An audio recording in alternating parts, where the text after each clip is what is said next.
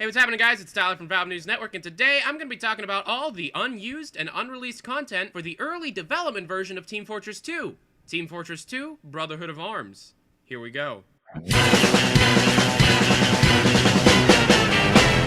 Now, in case you don't know, Team Fortress 2 Brotherhood of Arms was the original subtitle to the sequel given to Team Fortress, which was a Quake World modification developed by Team Fortress Software. After Team Fortress Software was hired on to Valve, Valve wanted to create a version of Team Fortress for their Gold Source engine. This eventually became what was known as Valve's Team Fortress. The problem was Valve's Team Fortress was taking way too long in development, and Valve wanted to be able to put something out after they had purchased this software company. This is where Team Fortress Classic came from. Team Fortress Classic was developed simultaneously alongside the development of Valve's Team Fortress. The only difference between the two was upgraded graphics, weapon models, and gameplay elements in new gameplay maps. After a while, Valve wanted to completely revamp the idea of Team Fortress 2. Brotherhood of Arms itself was supposed to be a very hyper-realistic military shooter, losing a lot of the basic elements that were seen within previous Team Fortress games. Gone were the unrealistic weapons and ways of killing other people, and arrived was a very modern warfare type of a game. This game was shown off at E3 1999 to critical acclaim and won many awards during the show. Many different things were shown at the show, including gameplay trailers and different demos that the attendees of E3 1999 could play. The classes shown off in this version of Team Fortress 2 are much different than anything we later got in the released version of Team Fortress 2.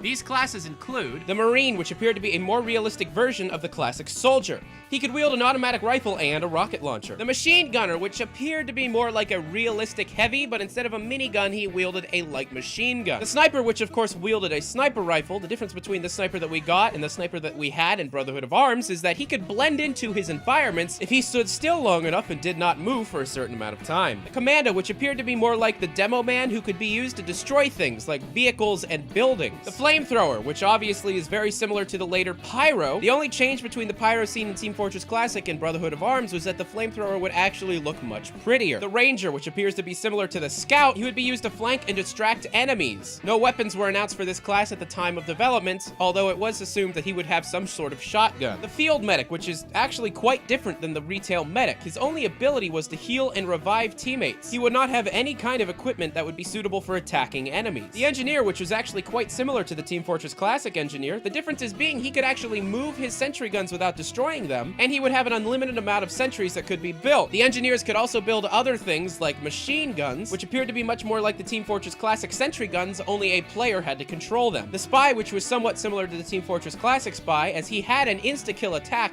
However, it was not a knife. It was a piece of wire that he could use to choke other enemies to death. His disguise was also very similar to what we got as Your Eternal Reward, as he could only disguise his enemies that he had already killed. Lastly were completely different classes that were never seen in any Team Fortress game before it. First one being the Officer. The Officer was in charge of small brigades that players could form, and the Officer would be in charge of making sure the morale of the players was high. The higher the morale, the better the attack speed and run speed of the players would be. After the Officer was killed, the morale would reset, however. He would also be equipped with infrared goggles to be able to see where the enemies are, and smoke grenades to be able to distract the enemies. The Instructor was a bot class that was actually put into the game as a tutorial. Very similar to what training mode is in Team Fortress 2, in Brotherhood of Arms, the Instructor was a bot that could be instructed to be inserted in any game. And lastly, the Commander, which was actually the largest addition to Team Fortress 2 Brotherhood of Arms. He would be able to see the entire field on a map and be able to instruct his allies what to do in this game. He would also be able to see through Engineer's cameras, which was another building that the Engineer would be able to put up. The HUD of this game was supposed to be substantially different than anything we ever saw in a Valve game before. It was supposed to show you a live summary of everything that was happening in the game as like a news ticker tape thing on the side of the screen. However, in previews,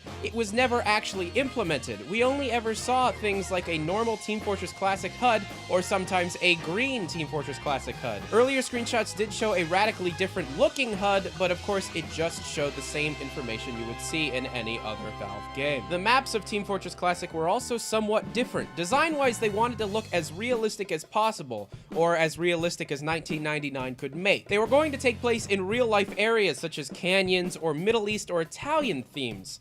There was also a screenshot that showed somewhat of an urban setting, however, this was never actually seen in later screenshots. Another large idea was that each map was supposed to be taking place on a larger story that every map had to deal with. This idea was, of course, course later reused in Left 4 Dead. The fate of the majority of the content seen within Team Fortress 2 Brotherhood of Arms was scrapped entirely and was never seen by the public since E3 1999. After about 2001, the development of Brotherhood of Arms switched over to the Source engine, and in 2002, Valve started work on a completely different version of Team Fortress 2 dubbed Invasion, but that's a completely different video entirely. None of the content seen within these beta builds or anything seen at E3 was ever leaked to the public, so nothing really has been able to be downloaded or played since E3. And because of this, many people have petitioned to release the files of Brotherhood of Arms for people like map makers and modders to be able to create their own game modes. Valve, of course, has not done this, as they might reuse this idea in later games.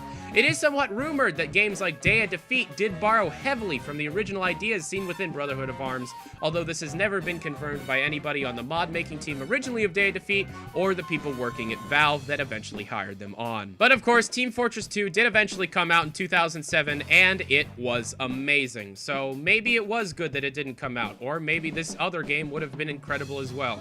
I bet it was, because it was Valve. Anyway, that was all your unused and unreleased content for Team Fortress 2 Brotherhood of Arms. If you want to see more awesome Team Fortress 2 videos, go check out my buddy Ownage on YouTube. Link will be in the description now.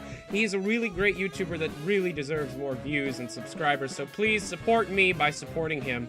Go check him out. He's pretty cool. He's also from Australia, so if you like that, you like that. If you like this video, please hit the like button, share it, favorite, comment, subscribe. Do all that stuff. As you know, I'm Tyler McVicker. I love Valve. Valve is my life. I'm Tyler McVicker. This is Valve News Network. Adios.